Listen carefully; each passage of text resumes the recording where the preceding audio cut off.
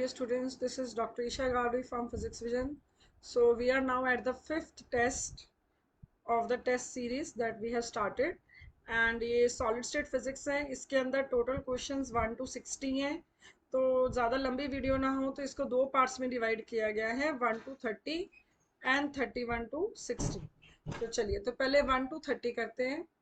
In the case of monoatomic one dimensional lattice, the range of the k values for first Brillouin zone, जो first brilliant zone होता है वो याद रखना है -π/a टू +π/a लाई करता है. ये 0, ये -π/a, ये +π/a.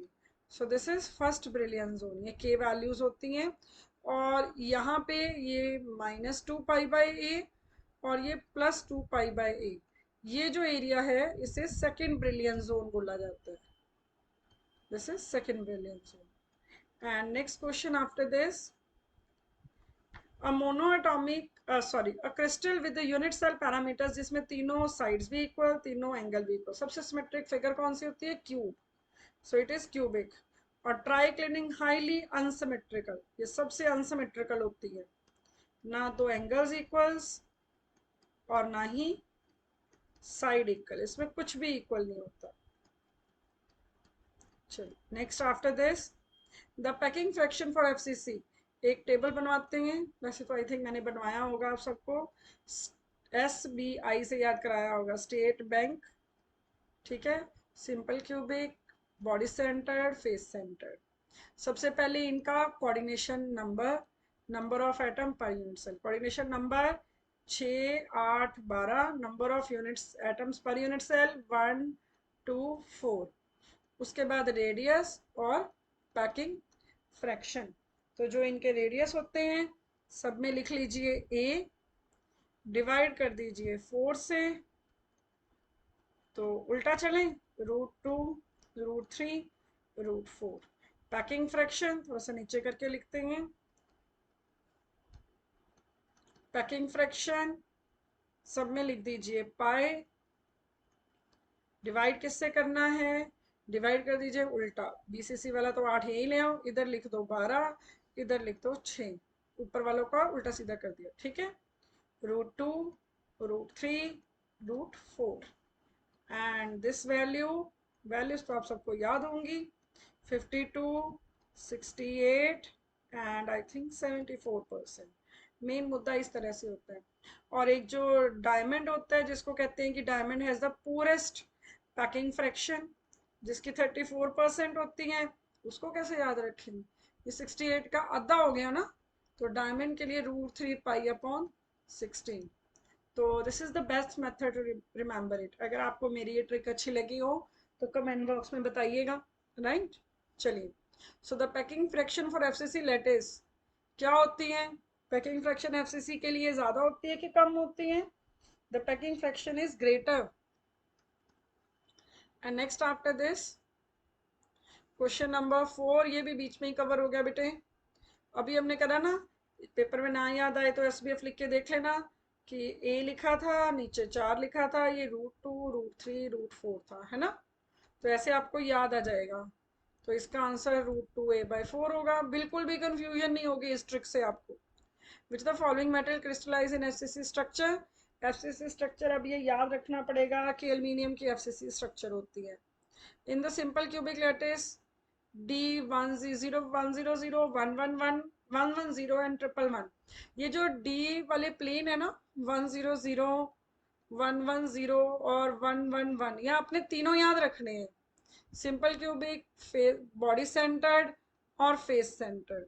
तो यहाँ पे सिंपल क्यूबिक कुछ है वो होता है 1, 1:√2, 1:√3. ये होता है. लेकिन ये तो वैल्यू आ ही नहीं रही है. मैथ स्टूडेंट है, सभी को पता है LCM ले रखा है ना, रेशो बनाई हुई है. तो क्या रेशो बनेगी? √6 इधर आएगा, √3 इधर आएगा और √2 इधर आएगा. सो ये आंसर आएगा. नेक्स्ट आफ्टर दिस, ये टेबल खुद कंप्लीट करिएगा आप. ओके.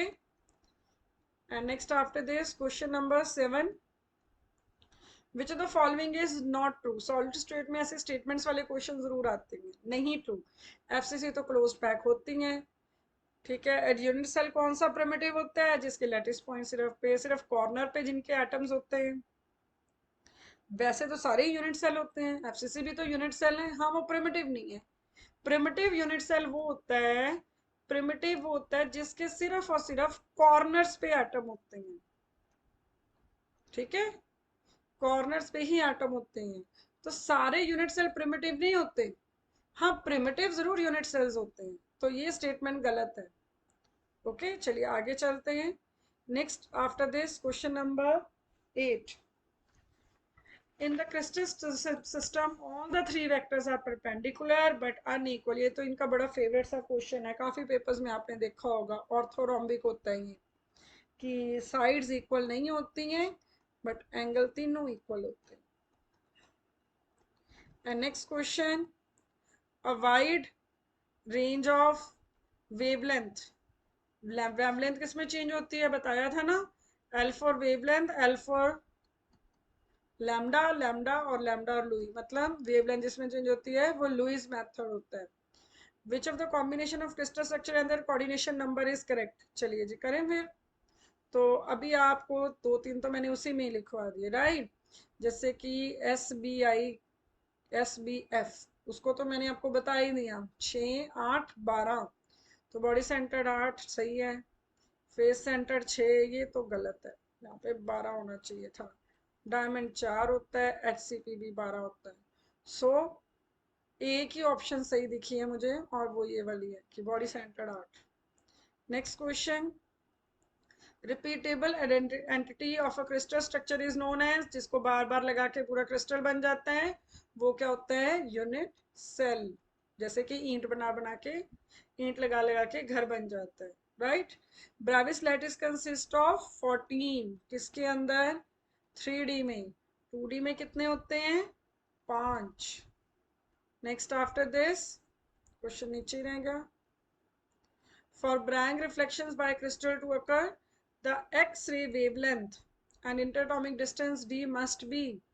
तो आपको कंफ्यूजन ना हो तो एक लाइन याद रखा करिए, ब्रैग रिफ्लेक्शंस के लिए lambda should be smaller than inter atomic distance. ये लेस देन ग्रेटर देन में गुम हो जाते हैं ना, स्मॉलर देन इंटर एटॉमिक या इंटर डिस्टेंस, तो ये वाला इंटरप्लेनर भी बोल देते हैं कई बार इसको। So which of the following is a correct statement? Which is correct, right? In a Wigner seed cell, the lattice point at the center and every point of the cell is closest to the center to any other point. It is known that are the primary carriers of energy in matter. X-ray diffraction used to determine the concentration. चलो ये statement तो गलत ही है ना, X-ray से concentration कब से निकालने लगे, X-ray तो crystals के plane बताता है, ये तो गलत ही है। A unit cell always contain one lattice point and one set of bases। अब आपको इन सारी स्टेटमेंट्स में से चेक करना है कि कौन सी स्टेटमेंट आपको सही लग रही है। तो यूनिट सेल क्या होता है, यूनिट सेल में वन लैटिस पॉइंट होता है और वन सेट ऑफ बेसिस होता है। ठीक है, so its answer would be D option. Which of the following is the correct statement, reciprocal of simple cubic is HCP. No, simple cubic का तो simple cubic ही होता है। ब्रह्मसट लॉन्ग का मतलब क्या होता है, ब्रेकिंग रेडिएशन। वो डिपेंड किस पे करती है, ये देखना पड़ेगा। ब्रह्मसट लॉन्ग डिपेंड करता है एनर्जी ऑफ द पार्टिकल, जो रे आ रही होती है ना उसकी एनर्जी पे डिपेंड करता है। टारगेट से उसको कोई लेना देना नहीं होता, ये तो एनर्जी की रेडिएशन होती है जो इनकमिंग होती है, इंसिडेंट होती है। इनकमिंग जो रेडिएशन है उसकी एनर्जी पे डिपेंड करता है, टारगेट कोई मर्जी बड़ा हो। Van der Waals bonds are much stronger, van der Waals तो दुनिया का सबसे वीकेस्ट बॉन्ड है। Brillouin zone is a Wigner Seitz cell in reciprocal lattice, बिल्कुल सही है। देखो सिंपल रियल लैटिस में जो यूनिट सेल होता है, रियल लैटिस में जो हम लेते हैं सेल को, जो हमारा यूनिट सेल है वो विग्नर शिट सेल होता है। और रेसिप्रोकल लैटिस में, रेसिप्रोकल में फर्स्ट ब्रिलियन जोन होता है। ये चीज मैंने डिस्कस भी करी हुई है मैरिटोरियस के सॉलिड स्टेट क्वेश्चंस में। And next after this, iron has a body centered cubic structure with atomic radius of this much, find the lattice constant। BCC structure है, लैटिस कांस्टेंट पूछा हुआ है, रेडियस दे रखा है BCC S B F, radius निकालना है तो पहले ए लिखे सब पे, फिर क्या किया हुआ था, 4 से डिवाइड करा था, फिर क्या था, √2, √3, √4। बीसीसी में ये फॉर्मूला होता है, तो हमें तो ए निकालना है। क्वेश्चन बिल्कुल खतरनाक नहीं है, डरना नहीं है, हौसले से इसको कर लेना है। अपॉन 1 पॉइंट सही लिखा है, 4r/√3, ठीक है भी, ठीक है। सो सॉल्व कर लेंगे हम, हमारा आंसर आ जाएगा ये वाला।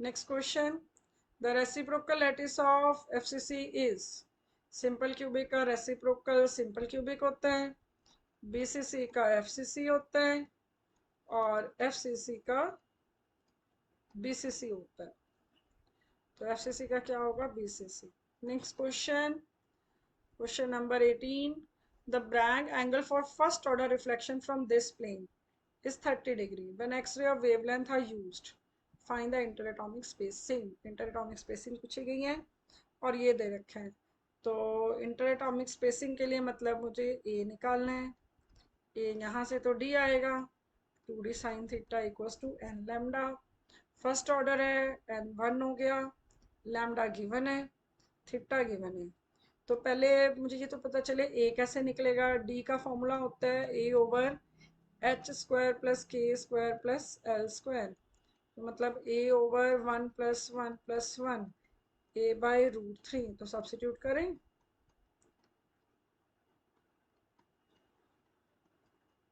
n को भी 1 कर देते हैं, बस अब तो बहुत सिंपल हो गया है, साइन थीटा साइन 30, वेवलेंथ 1.74, आगे आप कर सकते हैं, कैलकुलेशन है थोड़ी सी, 1/2, तो a आ गया 1.75 इंटू √3, सो इसे जब सॉल्व करेंगे तो आपका जो आंसर है आई थिंक वो 3.031 आता है। क्वेश्चन नंबर 18 है ये, इट विल बी 3.03, हाँ जी यही आएगा, ठीक है। The scattering of waves in a Bragg's experiment, देखो बेटे ब्रैग्स के एक्सपेरिमेंट में जो लाइट आती है ना, ब्रैग्स का एक्सपेरिमेंट होता क्या है कि यहाँ पे वेवलेंथ ऑफ लाइट हिट होती है और हमें देखते हैं कि वो क्रिस्टल से कैसे बाहर जाती है, राइट। तो इसमें जिस वेवलेंथ की लाइट आई होती है लाइट तो वही वापस आती है, कहने का मतलब क्या है कि ब्रैग्स एक्सपेरिमेंट में लैम्डा डजंट चेंज, तो अगर लैम्डा चेंज नहीं होता तो ऐसी स्कैटरिंग को हम बोलते हैं रेले स्कैटरिंग। अगर चेंज होती हैं तो ऑफकोर्स सी बात है, रमन वगैरह सारा कुछ देखा जाता है, में यहाँ पे चेंज नहीं होती। Next question after this, which one of the following reflections are missing in the FCC structure, FCC में mixed allowed नहीं है और ये mixed है, तो ये हमारी missing होगी। Next question, NaCl has FCC lattice with A equals to this and spacing equals to this, तो हमसे पूछा क्या गया है कि हमें इसका स्पेसिंग बतानी है कि इस प्लेन की स्पेसिंग क्या होगी। स्पेसिंग के लिए हम क्या फॉर्मूला लगाएंगे, सिंपली यही तो लगाएंगे, d/this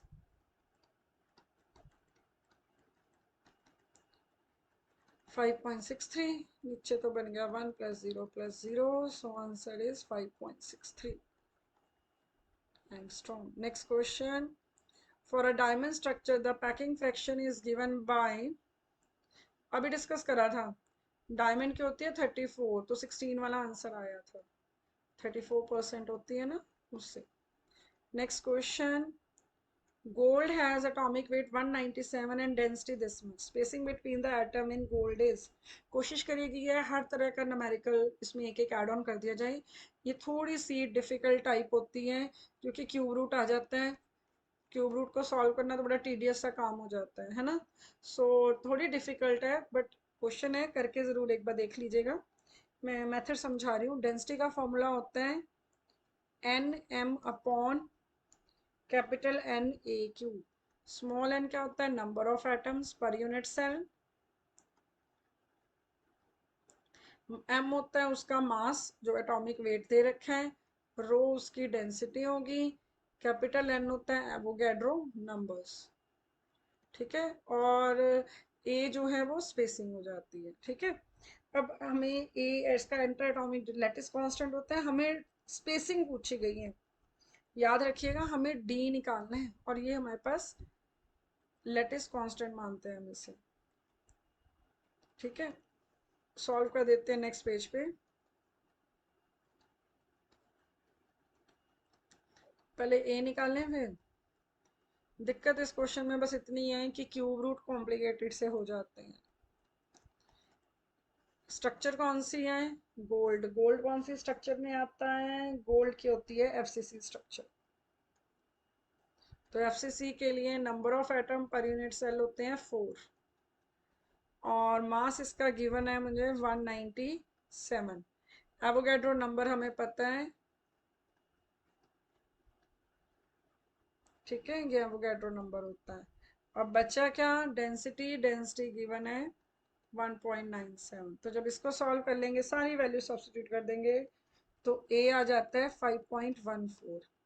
अब पूछा क्या है, डी पूछा गया है, हमें तो डी निकालना है कि स्पेसिंग बिटवीन द एटम्स। तो डी कैसे निकलेगा, डी निकालने का फॉर्मूला होता है, ये एडजेसेंट एटम पूछ रहे हैं, एडजेसेंट एटम्स के बीच की स्पेसिंग, जो एडजेसेंट एटम्स के बीच की स्पेसिंग होती है उसके लिए स्टैंडर्ड रिजल्ट होता है a/2, ठीक है, a/2। By chance he question paper में आ गया तो आपको पता होगा कि आपने ये वीडियो में देखा था।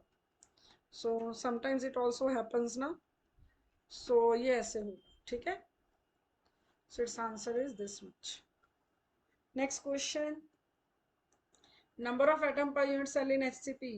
एचसीपी में कितने होते हैं, हेक्सागोनल में number of atom per unit cell it is 6। Coordination number FCC जितना 12। How many per unit atom cell in FCC structure 4। Next, the one which is not compatible with crystal symmetry, crystal में कौन सी symmetry exist नहीं करती, 5 fold and 7 fold. Next question, classify करना है, कुछ भी बराबर नहीं है, एबीसी भी नहीं, तो सबसे unsymmetric triclinic. In a close pack crystal structure the percentage of available volume by hearts of year. अब मुद्दे की बात ये है कि कैसे पता चला ये कौन सी स्ट्रक्चर है। एक्चुअल बात तो ये है कि बाकी जो 3 ऑप्शंस है ना, ये कोई पैकिंग फ्रैक्शन ही नहीं बन रहा, आंसर ही एक यही बन रहा है। Next question after this, the atomic radius of FCC, question repeat हो गया, आपको याद भी हो जाना चाहिए अब तो। The coordination number in the case of FCC is, coordination number FCC का कितना होता है, आप लोग को सबको याद हो जाना चाहिए, 12 होता है, याद करवाया था ना, 6 8 12 SBF, ओके। तो यहाँ से हम करेंगे पार्ट 2 में। Thank you.